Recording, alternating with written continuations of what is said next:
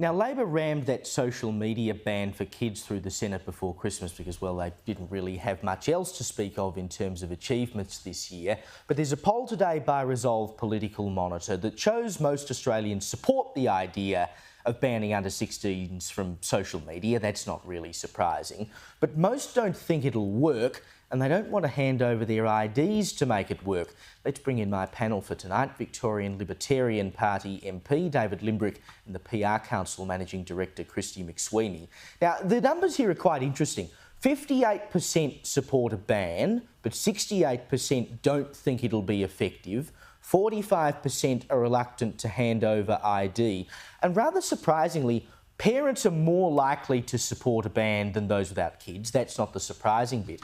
But they're also more likely to think that it'll be ineffective, and they're more reluctant to submit ID than those without kids. So, David, we have here a policy that broadly people like me say is noble, the idea is good, but no one seems to think it's actually going to work.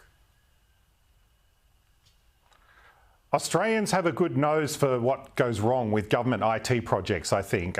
They nearly always fail. I remember there was an app a few years ago called the COVID Safe app, and I remember lots of members of parliament showing people installing it on their phones and spent millions of dollars on it.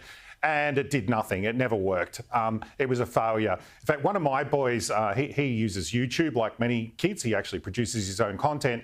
And I told him about this, and his first response was, does this mean we'll need to get a VPN, Dad? And I said, yes, it does. Kids already know how to bypass this, and it's clearly people know that it won't work. It's a failure from the beginning.